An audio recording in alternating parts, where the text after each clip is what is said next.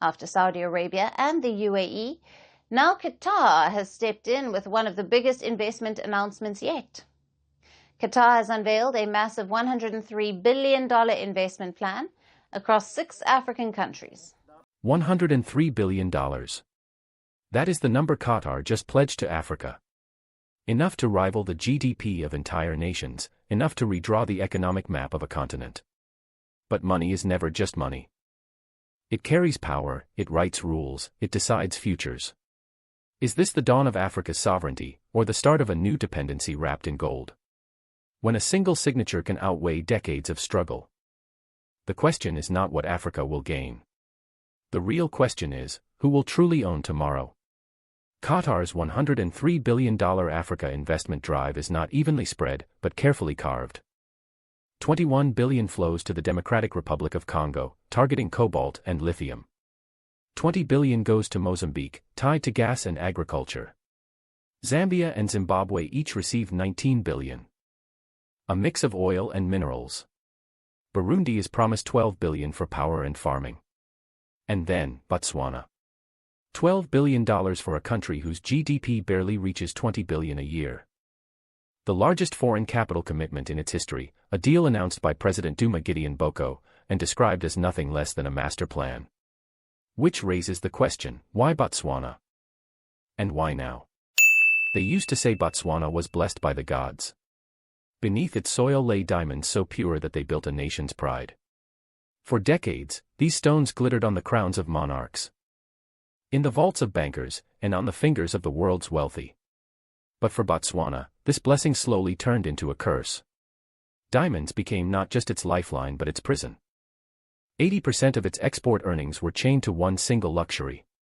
When the global market stumbled, Botswana stumbled with it. In 2024, that stumble became a fall. A collapse in global demand for diamonds slashed export revenues, shrank government budgets, and exposed just how fragile the economy really was. Cuts in social programs followed. Schools faced shortages. Hospitals struggled with supplies. For ordinary citizens, the myth of diamonds as an endless fountain of wealth vanished overnight. President Duma Gideon Boko stood at a crossroads. He could double down on diamonds, praying the market would bounce back. Or he could take a gamble bigger than anything Botswana had ever attempted, diversification powered by foreign capital. That gamble came in the form of Qatar's Al Mansour holdings. $12 billion. More than half of Botswana's annual GDP. Framed not as a bailout, but as a master plan to transform the country into a diversified, resilient economy within a decade. The numbers were staggering. The symbolism, even more so. For a small nation of barely 2.5 million people, this was the moment history bent in their direction, or broke them. The deal promised something Botswana had chased for years but never secured, to move beyond selling raw diamonds. Local refinement and processing plants would be built. Jobs would shift from menial extraction to skilled craftsmanship. For once, Botswana might keep the shine of its diamonds instead of shipping it abroad. But diamonds were just the beginning. The agreement pledged billions for roads, digital networks, and transport hubs. Energy projects aimed to free the nation from imported electricity. Agriculture would be modernized with irrigation and mechanization, carrying the bold dream of turning Botswana from a net importer into a food producer. Tourism, already a pillar through luxury safaris, would be expanded with eco-lodges and cultural sites. And then came the unexpected chapters, cybersecurity and defense. Few had seen that coming. But the government justified it as future-proofing sovereignty. The vision painted was dazzling. A nation no longer hostage to global luxury markets, but a diversified hub at the heart of southern Africa. Yet beneath the promises, questions multiplied. Would the jobs truly go to Botswana citizens, or would they be filled by imported labor and consultants? Would local farmers actually benefit from modernized agriculture, or would contracts be captured by foreign agribusiness giants?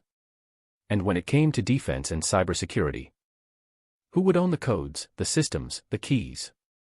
Was this really Botswana's sovereignty being strengthened, or was sovereignty being outsourced to Qatar's vaults? The tension lies in the dual nature of foreign capital. On one hand, it provides lifelines that a small, landlocked nation could never generate alone. On the other, it carries invisible strings. Qatar presents itself as a partner, not a patron. Unlike the IMF, it does not dictate austerity. Unlike the World Bank, it does not write policy conditions into loans. But history teaches a simple truth: no nation invests billions without expecting something in return. For Qatar, the return is not only financial. It is geopolitical. With this deal, Qatar plants its flag in southern Africa, a region where its Gulf rivals, UAE and Saudi Arabia, have long vied for dominance. It positions itself as more than a gas giant in the Middle East. It becomes a power broker in Africa's minerals, energy, and future markets. For Botswana, the return is uncertain. If the partnership truly delivers factories, jobs, and skills, it could become a model for the continent.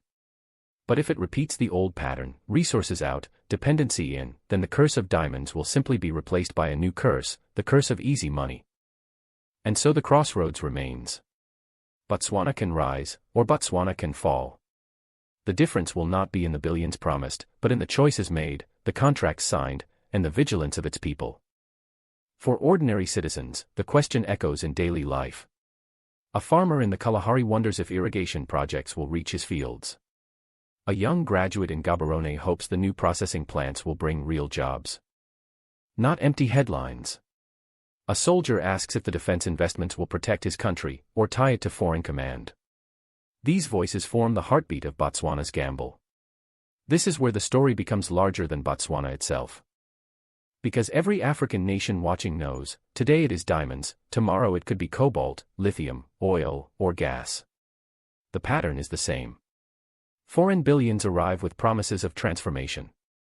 The test is whether those billions can be harnessed for true sovereignty, or whether they quietly erode it.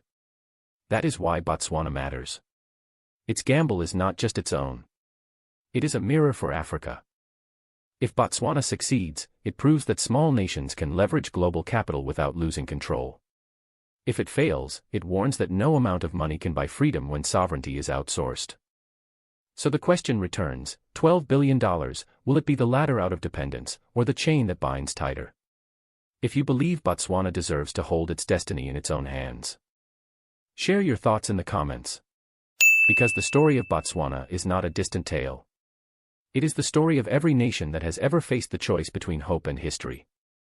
Between sovereignty and surrender. They called it the master plan. Not just money, but a blueprint for Botswana's future. $12 billion woven into every artery of the economy. Like a surgeon stitching life into a patient on the edge. If Part 3 revealed the curse of diamonds, Part 4 tells us how Botswana hopes to break it. The first pillar, diamond refinement and processing. For decades, Botswana dug its diamonds and shipped them abroad. The stones gained value in Antwerp, Tel Aviv, Mumbai, but not in Gaborone. The New Deal promises to change that. Refineries and cutting facilities will rise on Botswanan soil. Imagine a young artisan, once destined for low-wage mining, now trained to cut, polish, and craft luxury jewelry that rivals Paris or New York. Jobs would shift from raw extraction to skilled production. For the first time, Botswana might capture not only the rocks beneath its soil, but the shine upon them. The second pillar, infrastructure. Roads and highways that have long lagged will be modernized. Transport hubs designed to connect Botswana not just to its neighbors, but to global markets, are part of the plan. Digital networks, often patchy outside major towns, will be expanded. Think of it like rural America before the interstate highways, isolated communities cut off from opportunity. When the interstates came, towns once forgotten suddenly linked to cities, factories, and jobs. Botswana is betting that the same story can unfold in the Kalahari and beyond. The third pillar, energy and agriculture. Botswana imports much of its power, leaving it vulnerable to outages and foreign suppliers. The Qatar deal injects billions into renewable energy, especially solar.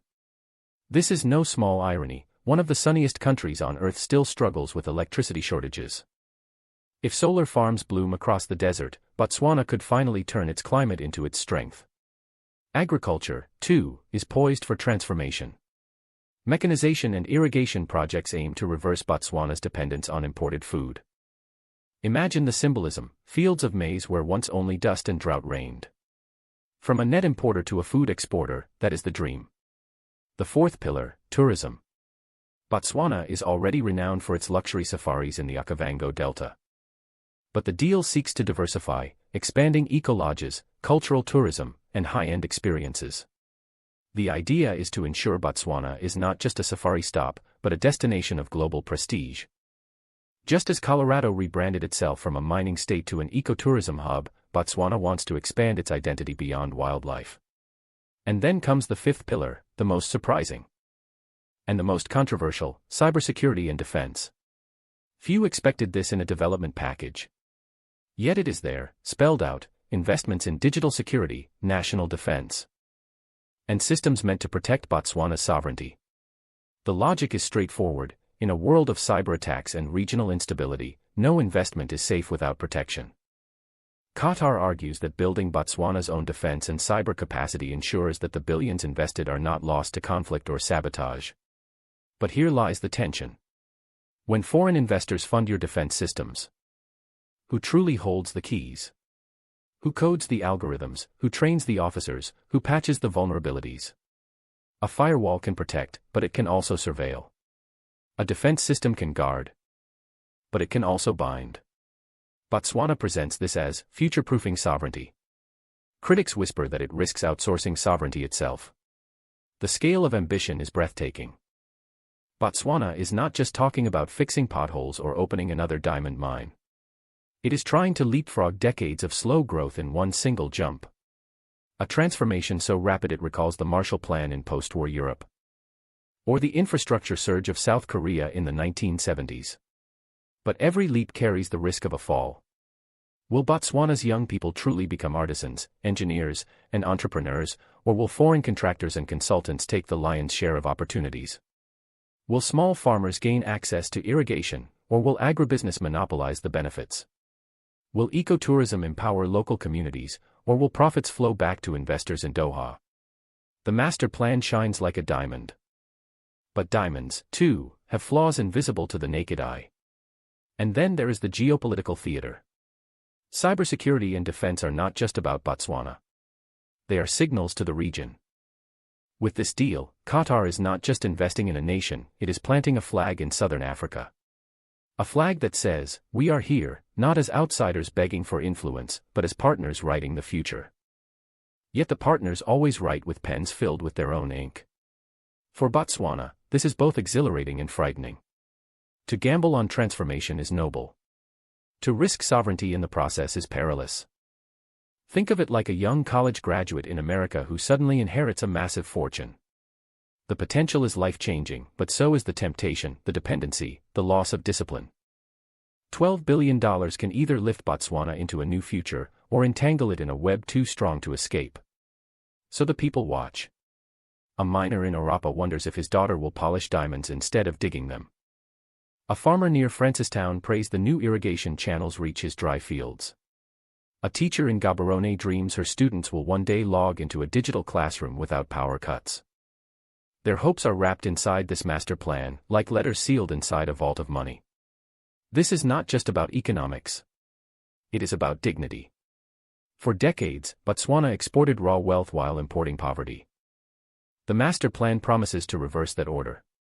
But promises must be tested, contracts must be honored, and sovereignty must be defended. So we return to the central question: $12 billion, will it be Botswana's emancipation? Or its entanglement? If you believe that Botswana's master plan must serve its people first, share your view in the comments. Because the future is not written by investors alone. It is written by the vigilance of a nation. Why would Qatar, a desert nation of barely 3 million people, pour $12 billion into Botswana, a landlocked country halfway across the world? To answer that question, we must step back and look at the game board, the grand chessboard where Gulf states, global powers, and Africa itself compete for tomorrow. Qatar's move is not charity. It is strategy. With its sovereign wealth funds swollen from natural gas exports, Qatar has more capital than it can invest at home. Africa, with its minerals, markets, and youthful population, is the frontier every power covets. But for Qatar, this is more than an economic opportunity. It is a geopolitical leap. First, consider the rivals. The United Arab Emirates has spent years embedding itself in Africa, ports in the Horn, mining deals in West Africa, even military bases in Somalia. Saudi Arabia uses food security, religious diplomacy, and oil wealth to carve influence. China dominates with Belt and Road megaprojects, railways, and resource for loans deals. Turkey flexes through military presence, trade, and cultural diplomacy. Against this backdrop, Qatar faced a dilemma: remain a small player or stake a claim. By choosing Botswana, Qatar found a sweet spot. Southern Africa has been less penetrated by Gulf capital than East or West Africa. Planting a flag here is not only bold, it is disruptive. Through Botswana, Qatar taps into the Southern African Development Community (SADC), a bloc of 16 nations. This is not just about one country. It is about a gateway to a whole region. But there is more. Qatar has long cultivated an image as a mediator. It hosted talks between warring factions in Sudan, between Hamas and Israel, between DRC and Rwanda. Its brand is not raw power, but subtle influence, diplomatic, financial, cultural. By investing in Botswana, it reinforces that brand, a small state punching above its weight, not through tanks, but through capital and negotiation tables. The language matters. Qatar frames the deal not as aid, not as loans, but as partnership. That word carries weight in Africa, where leaders are tired of IMF austerity and World Bank conditionalities. To say, we are partners, is to offer dignity alongside money. It plays into Africa's growing narrative of sovereignty: no more dictated terms, no more structural adjustment, no more humiliation. But here lies the paradox. Even partnerships carry hidden hierarchies. Who decides where the factories go? Who controls the supply chains? Who trains the cybersecurity experts? Qatar promises equality. But capital has gravity. It pulls decision-making toward those who provide it. This is where Botswana's gamble becomes so symbolic. If the partnership truly works, if Botswana gains factories, jobs, skills, and keeps sovereignty, then it sets a model for the continent. But if the partnership masks dependency, then it becomes another chapter in Africa's long history of resource extraction dressed in new clothes. Think of how America remembers the Marshall Plan. Billions poured into post-war Europe, rebuilding allies, spreading democracy, and cementing U.S. influence. To Europeans, it was salvation. To Americans, it was strategy. To Qatar, Botswana may become its own Marshall Plan, rebuilding not a war-torn ally, but diversifying an economy and securing influence in return. And yet, the stakes are even higher. The world is shifting toward a multipolar order. The U.S., under Donald Trump's second presidency, leans protectionist. Europe remains mired in its crises. China faces pushback on its Belt and Road. This opens space for new actors. Qatar is seizing that space, inserting itself not as a giant, but as a nimble power that can do what others cannot: move quickly, invest heavily, negotiate flexibly. Still, every move breeds suspicion. Critics ask, is Qatar buying loyalty votes in the African Union? Is it securing mineral access for the future of electric vehicles? Is it positioning itself to mediate in southern Africa's conflicts, just as it did in the Middle East? The truth may be all of the above. What makes the Botswana deal striking is its comprehensiveness. Diamonds, infrastructure, energy, tourism, defense. This is not a single sector play. It is a whole economy bet. Compare that with China's railway projects or UAE's mining concessions. Qatar is not carving a piece, it is buying a stake in the whole. That ambition is what makes observers call it the most ambitious foreign capital commitment in Botswana's history. But let us not romanticize it. Every dollar of foreign investment comes with leverage. And leverage can tilt into dependency. Imagine a football team in the US suddenly sponsored entirely by a single billionaire. The uniforms, the stadium, the training facilities, all branded. At first, the fans cheer, resources are flowing, the team thrives. But soon, every decision, the coach, the players, the strategy, bows to the sponsor's influence. The question is not whether Botswana will benefit. It is whether Botswana will still call the plays. For Africa as a whole, the deal symbolizes a pivot, away from old Western patrons, toward a crowded field of suitors. In this multipolar world, African nations are learning to play powers against each other, extracting better terms. But this requires skill. It requires not only taking the money, but shaping it into sovereignty. Botswana stands at that test. Will it become a model of African agency, or a cautionary tale? Because at the heart of the story, there is a contradiction. Qatar says partnership over patronage.